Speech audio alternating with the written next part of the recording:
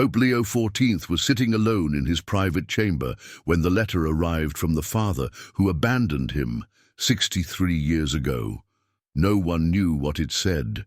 No one saw the tears, but that letter.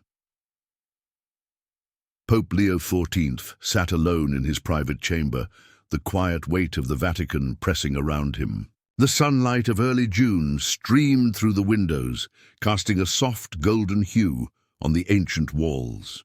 Outside, St. Peter's Square was slowly filling with pilgrims from all over the world, waiting for the Wednesday general audience, unaware that a much more personal story was unfolding within the Vatican walls.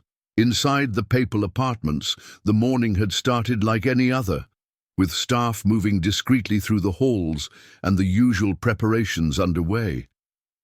Yet, there was something different in the air today. Something felt heavy, something that could change the course of the Pope's life in ways he hadn't anticipated.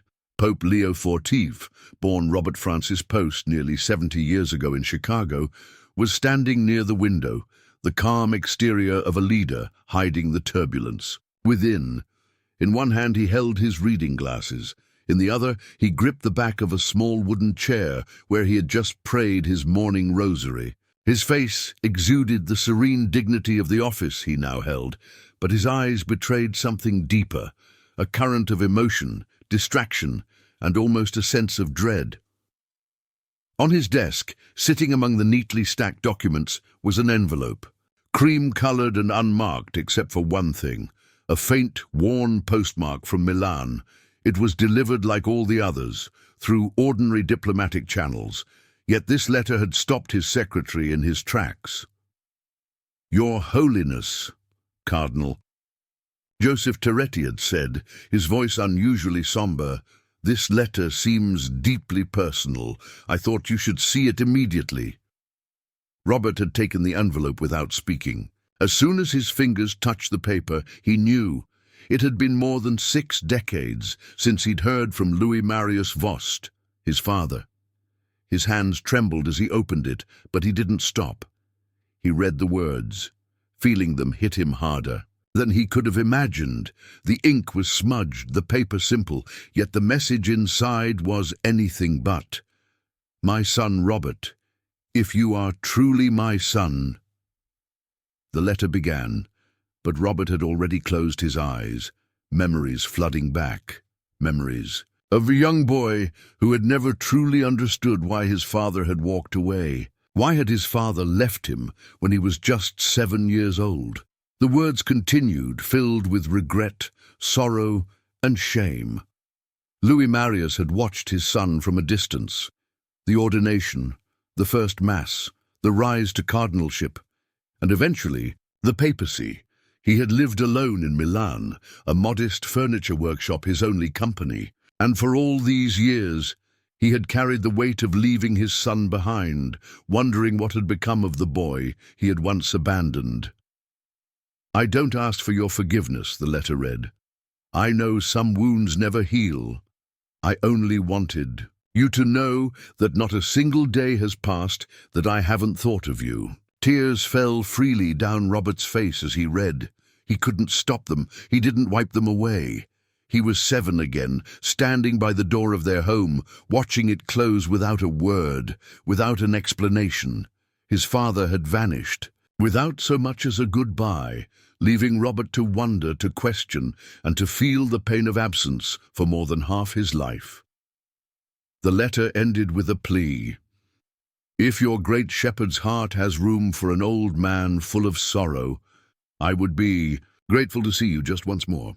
If not, I will respect your silence." Robert pressed the letter to his chest. The Pope wasn't just Pope Leo XIV in that moment. He was Robert, a son aching to understand. The weight of the letter, the longing for answers, the feelings of abandonment that had shaped his entire life, now felt so real again. As the tears returned, they weren't the tears of a pontiff, but the tears of a son who had been waiting for a father who may never come back.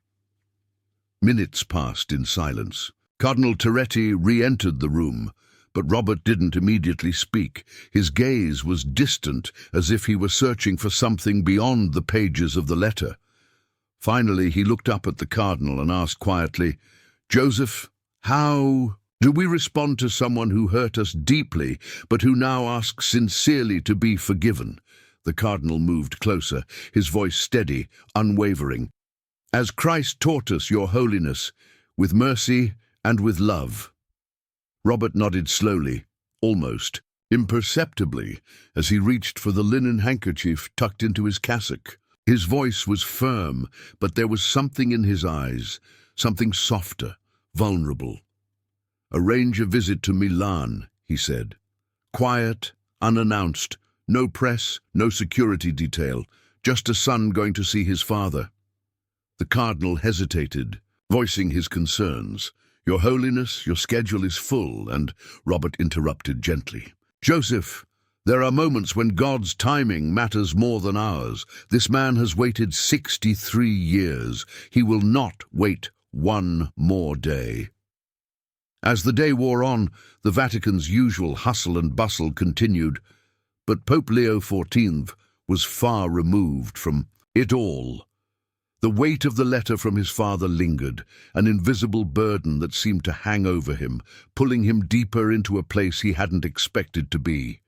A place of raw, unhealed wounds. The letter had shaken him to his core. For decades, he had been the leader of millions, holding the highest office in the Catholic Church. But in that moment, as he stared at the letter, he was just Robert, a son whose father had abandoned him, a son who had grown up in the shadow of a love he never fully understood. The Pope's office seemed distant, almost irrelevant compared to the questions that now filled his heart. How had his father lived with this shame? How had he lived all these years without seeking his son? And most pressing of all, could Pope Leo XIV, find it in his heart to forgive him? As the sun set over the Vatican, casting long shadows across St. Peter's Square, the Pope's resolve began to take shape. He knew what he had to do. The words of Cardinal Terretti echoed in his mind, with mercy and with love. But what did that truly mean when the hurt ran so deep? How could he bridge the gap between a father who had abandoned him and a son who had become the Pope? Later that afternoon, a black car silently left the Vatican, its only passengers the Pope and Cardinal. Terretti, Robert, dressed not in his papal robes, but in a simple black suit and Roman collar, sat quietly in the back seat, his eyes fixed on the passing Italian countryside. The rolling hills, the small villages, the scattered olive groves, everything seemed so ordinary, so far removed from the weight of the decision he was making. Yet in this stillness, Robert could feel a shift within him. "Yeppe," he finally said, his voice soft but full of quiet determination.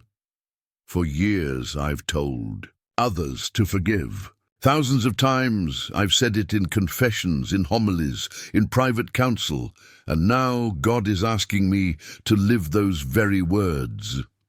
Cardinal Terretti, sitting next to him in respectful silence, didn't need to respond. The Pope had spoken, with such clarity that there was no need for words. The car continued its journey toward Milan, the time ticking down. But for Robert, this wasn't about the destination. This wasn't about the city, the people, or the politics. This was about a man, a father, who had failed him, and about whether he could open his heart to forgiveness. As the miles passed, he reflected on the life he had built, the life he had been given, and the distance that had always existed between him and the man who had brought him into the world. "Do you remember the story of the prodigal son?" Robert asked, turning to the cardinal. Yeppe nodded, knowing the significance of the question. "I've always wondered about the walk the father must have made," Robert continued. "The steps he took when he saw his son on the horizon. No sandals, no guards, no questions, just that long, trembling walk toward his son. Today I'm taking that walk," he added softly, his voice barely above a whisper. The cardinal's gaze softened. "You're not walking alone," he said, his voice steady with understanding. As the car rolled closer to Milan, Robert found himself not just thinking about his father's absence, but about the years of silence that had followed. He thought about what it meant to be a father, and more importantly, what it meant to be a son. By the time the car reached the outskirts of Milan, Robert felt both small and enormous at the same time. The weight of the decision, the promise to forgive, and the question of what he would say to the man who had once been his father pressed on him like a storm. But still, he didn't know what would happen next. What could he possibly say? The car pulled into a narrow street lined with modest apartment buildings. No crowds, no security. It felt as though the whole world had receded, leaving just Robert and the man he had called father, a man now living in the shadows of his own choices. The address from the letter was on the 3rd floor. No grand entry, no ceremony. Just a simple apartment, a simple door. Robert's heart raced as the car came to a stop. He stepped out, his footsteps echoing on the worn stone of the sidewalk. The city felt alive around him, but in this moment he was aware only of the door in front of him, the door that would open to face a father who had long been absent. As Robert reached for the doorbell, a sudden wave of emotion washed over him. The door had stood as a silent monument to years of pain, years of questions unanswered. But now it was more than just a door. It was the threshold of a second chance, the beginning of something Robert had never thought possible, a reunion that had seemed impossible. Cardinal Terretti, standing by his side, offered a quiet prayer under his breath. Robert, without turning, whispered, "I didn't think I'd be here today, but I'm here now. I'm not sure how it'll go, but I know I need to be." The door creaked open slowly, and for a moment Robert stood frozen, his heart racing. There, standing in the doorway, was the man who had shaped his life in ways he could never quite escape. The man who had walked out when Robert was just 7 years old. His father, Thomas Prévost, now an older, frailer version of the man Robert remembered, stood before him. His face was lined with age, his body bent by the years of solitude. But his eyes, those eyes, were unmistakable. Deep blue, just like Robert's. They locked onto each other, and for a long, breathless moment, neither man spoke. The weight of the years, the abandonment, the unanswered questions, all hung in the air between them. Then, almost as if pulled by some invisible force, Thomas whispered, "Robert?" The sound of his father's voice brought a flood of memories.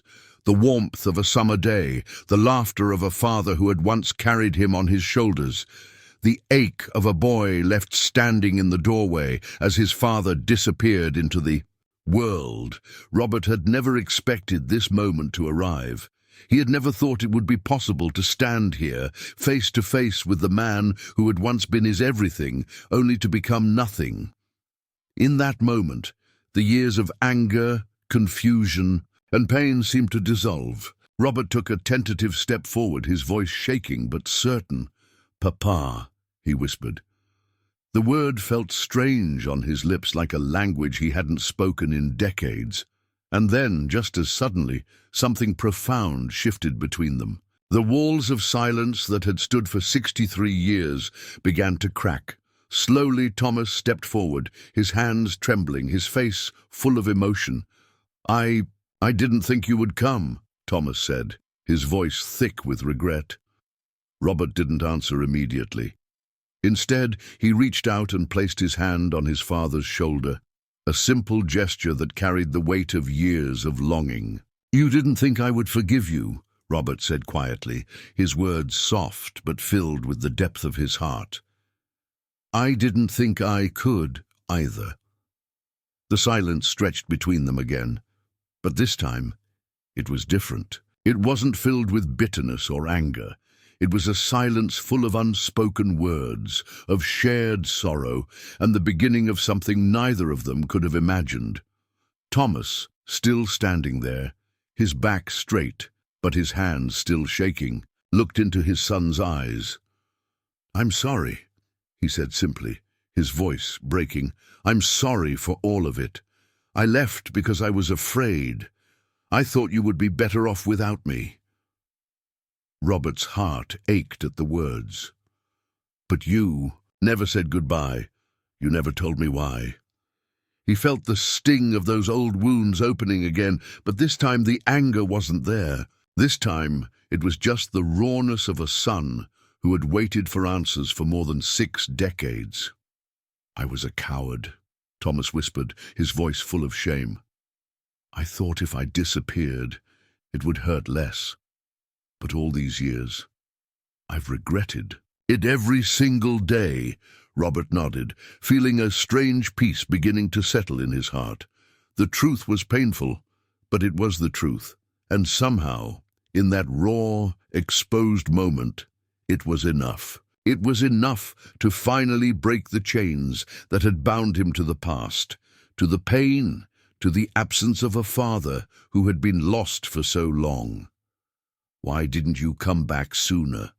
Robert asked, his voice quieter now, his pain softened by the years of reflection.